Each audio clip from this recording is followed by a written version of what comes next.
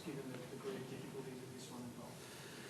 Yeah, well, strangely enough, all the flags are the same in terms of excitement and reward for a lot of work by a lot of people at our football club. But the last three in particular, each year, whether it was 2013, 2014 or 2015, we've had an enormous amount of adversity throughout the course of the year, and the adversity that we had to endure this year was a different type again. It was around tragedy and death, that's really hard to cope with, because it really affected our playing group, because it was all about humanity, and that made it particularly tough this year. But we're enormously proud of their resilience. We're up against it throughout the course of the year, and they were just a really proud group that wanted to represent their club really proudly again, and they did so today. Alastair, you've been a little bit reluctant to talk about the legacy in the lead up to it, but you've won 3 in a row now. You won 4 in your time there. Where do you think this achievement ranks in the history of the game? It sounds silly that I'm not too interested in it, really. I'm more interested in the work of so many people at our football club.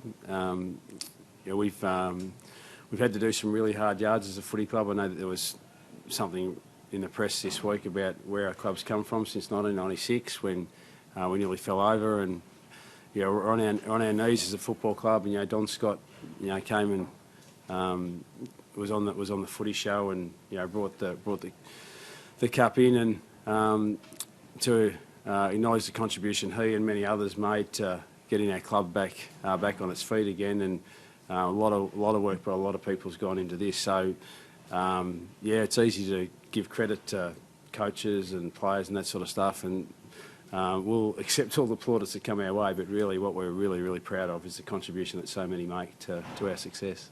And just another one on the 3.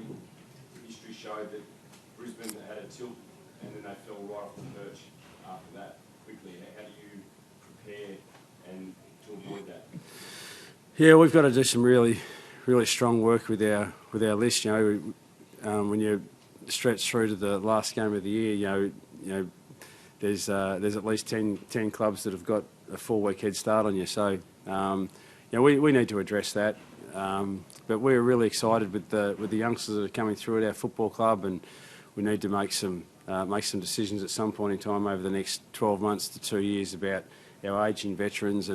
But you look at the Burgoynes and the Mitchells and the Hodges. They're playing some of their best footy. They're managed particularly well by our medical and conditioning team under the guidance of Andrew Russell. And we don't want to push those guys out of our football club just because they've got a birth certificate that says that they're past that ripe old age of 30. But we need to be diligent with our decision making around that. But our Box Hill team has been really strong over the last 2 to 3 years, and we're really excited with the progress of some of those youngsters. And you've got Billy Hartung, who missed out today, and Timmy O'Brien and Jed Anderson and a whole number of other kids, James Sicily, Angus Litherland. There's a lot of guys that have played some senior footy for us that are going to be a big part of our future in the next few years.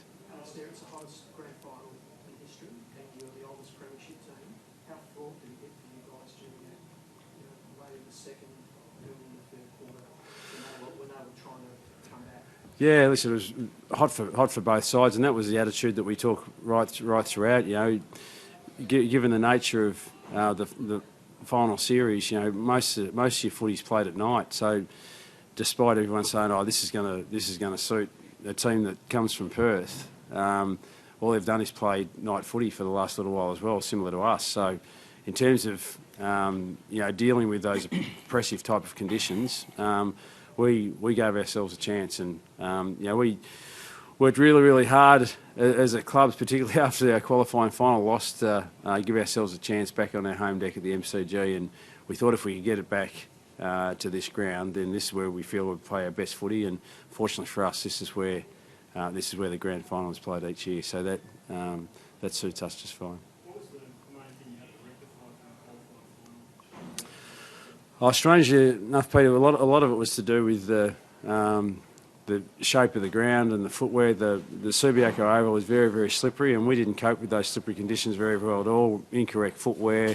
We didn't research and prepare our players well enough for the shape of the ground, and we gave up too many goals unnecessarily when we just weren't smart with our use of the ball in certain situations, and so that probably prepared us really, really well for the way that we played Fremantle more so than this game. There were certainly things that we needed to do better against West Coast as an opponent, but we thought some of our preparation and our attack on the ball and that sort of stuff and our off the ball stuff just wasn't to the level that we expect of ourselves in the qualifying final, and we're confident that we're going to be able to resurrect that part of our game today.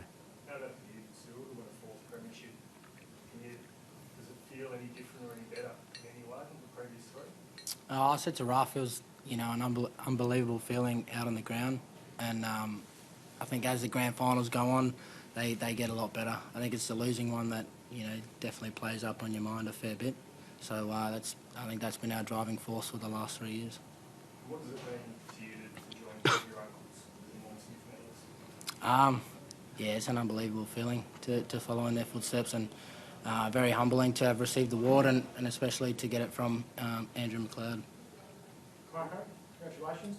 How good is it for Ryan Schoenmakers to join this group to play the Premiership team after what he's done? Yeah, I think it's good for all our younger players, and Billy Hartung, Angus Sutherland, and Timmy O'Brien and Jed Anderson, and these kids that are got hopes of playing regular senior footy, and he's had to do some really hard yards. He played in the losing grand final in 2012. He and Suckers both did their knees, and Whitey too, all did their knees in 2013 and weren't part of that campaign, and then didn't get selected after playing most of the season last year. So that's a real feel-good story for our footy club. Feel-good story for our fans too. They've watched him try to take on the monsters down back, and it was just great that they acknowledged the contribution that he made today, and they also acknowledged the contribution he's made for us over the course of the season. And it's the first time we've been able to play him regularly as a forward, and we've been delighted with what he's been able to contribute, and we're just wrapped for him today to join a special group of guys to win a premiership for our club. Alastair, you want to talk about the Weedles web, the importance of Cyril, just the terrorising he did of the West Coast defenders, and just the way he was able to shake things up so much in the first half. Yeah, well, we really rate and put a high level of importance on the pressure that we can apply in our forward line, and Cyril and Paul Piopolo and Luke Bruce in particular are three smaller players in our front half, but Roughhead is a very, very good ground level player, and Gunston, I wouldn't say McAvoy and Hale are in that bracket, but they provide pressure in a sense of being able to be the tall target, and then these guys can get to work at ground level. So every side in the competition likes to have small forwards that are both dangerous but also can defend really, really well, and we're just super impressed with the way that these three little fellas go about it for us. And you comment on Cyril winning the Norm Smith? Yeah, well, a little bit like you said before, it's not just that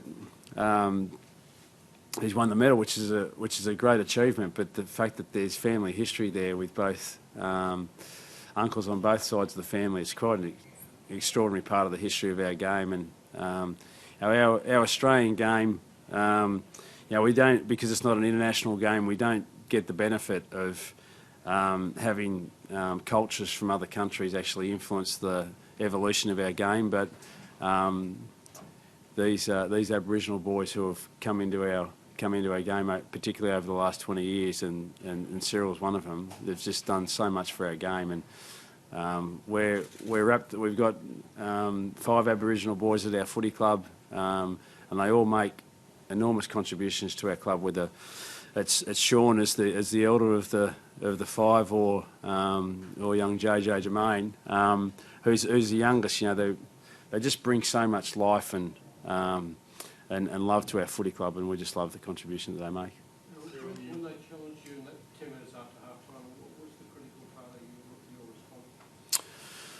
Yeah, we probably gave them a little bit of territory, Bruce. We had control of the ball a couple of times across half back and kicked backwards to guys that couldn't play on, and we did that a couple of times throughout the course of the day. That gave them even though we had the ball in our hands, we were actually giving them the territory rather than taking it ourselves. And once we were able to actually take some ground with the ball, probably 10-minute mark of the third quarter onwards, we became a little bit more potent and we were able to find some avenues to goal and ended up winning the scoreboard in the third quarter, which is obviously critical. If they were going to get back into the game, it needed to be in the third that they did it. Can you compare just your mindset, your confidence coming into this game compared to this time last year and the troubles you had actually getting back and getting things to play? I think in terms of my body, this year having a lot more games and playing week to week with the boys, I had a lot of confidence in my ability to run and chase. So, I think switching to my mindset, footy mode on the Thursday night, just focusing on my role and knowing what I can do. I think I did that last year too. So both times I think they've worked. And just on the family stuff, like growing up as a kid, I mean, you won a Hawthorn, Morris won his medal, and you're pretty young involved in his book. Did you know and have an understanding that those guys had done it on the big stage? And was that something that you grew up wanting to know more about? I knew my uncle Michael had won one. I didn't know my uncle Morris did until a few years ago. So, but yeah, like I said, to follow in their footsteps and win another a Noel Smith is just an unbelievable feeling. So dedicating the award, Cyril, to your cousin. Maybe tell us a bit about the person and the meaning of that. My cousin passed away mid-year, and I missed the Bombers game, so that's why I was back there. And I think that was my driving force for the second half of the year, is to dedicate the games to him. Cyril, can you elaborate on your relationship with the coach next year? They're not just professionally, but maybe personally as well. I think you've been up there and done a bit of fishing out there. Can you elaborate a bit on that? Yeah, Clarko, he's come up home and he's outshot me. We only took him out shooting and shot a couple of geese, but poor goose. That was stiff, weren't they? But no, just his love for family is just unreal, and to be able to come up north and spend a bit of time with my family. He's a top guy, and he's been there from day one of my career, and hopefully he's around till I finish. Alastair, the fact that you key playmakers were the guys who won four medals, Cyril, Rioli, Hodge, Mitchell, Lewis, is that a positive or a negative? What was the first part of the question? Sorry, Bruce. The fact that your leading playmakers were all the guys who won four medals, the ageing guys, so to speak. Is that a positive or a negative? Yeah, well, it's positive at the minute. Well, they help us continue to win, Bruce. But at some point in time, we're going to have to make decisions on those guys. But whilst they're playing good football, then we'll continue to accept the contributions that they're making. They're such influential players. Those same sorts of players were very, very influential in last year's final series as well, particularly the grand final. And whilst they're playing good footy, our dilemma and challenge in the weeks, months, and certainly years ahead, in a sense, is just to balance how we inject some youth into our group at the same time as balancing when some of these guys eventually finish their careers and move off into the sunset. So that's going to be a difficult dilemma for us, and a challenge that we're ready to confront, but just right not at the present time. Overall, do you just look at next year, you celebrate this year, did you just look at next year as trying to do more of the same? Yeah, we need to move on pretty quickly. I said earlier on, there's 10 clubs that have already stolen the march on us. So I know Rioli and Chris Fagan will have been doing something behind the scenes to do with player movement and possible ins to our football club and drafting, all that sort of stuff. I haven't even looked at it one bit in the last little while. So we've got some catch up to do. We need to get our players out of our footy club, in a sense, collective bargaining wise by Wednesday. So we've got a lot of work to do between now and Wednesday afternoon, but it's a pleasurable time of the year, and there needs to be a time where we sit and reflect and acknowledge the great efforts of many people, certainly the 22 that played today, but the extended playing group for the contributions that they've made, whether they've played a game for our club at senior level this year or not. And then there's the staff of our footy club that have just been enormous, those that have supported the club for a long period of time to help us get us back to this position, and our 73,000 members who have given us such great support, and has given us the financial stability to get ourselves back to be a competitive force in the AFL again. Can you talk us through the match-up with Josh Kennedy, how important it was to keep him quiet today? Yeah, well, he's kicked 80 goals for the year, and a significant part of their focus in their forward movement is through Josh Kennedy, and he's had a stellar year, and probably under a fair amount of adversity too. He hurt an elbow that it's not my business to be declaring what's happened with West Coast or not, but I'd be surprised if he didn't have elbow surgery in the off-season, and he's just enormously courageous, a great player for their club, and so for James to do the job that he did on the day for us was really, really important. And not only did he stop Josh February's influence on the game, but he was able to give us some really valuable rebound as well. Okay, you've got 4 New South Wales boys who live last year, but they've all had pretty long journeys to make it to here. Can you tell us a bit about those guys? Yeah, well, there's plenty of good stories, and those 4, and we had Langers in the side last year that made up the 5th, but even Cyril's journey.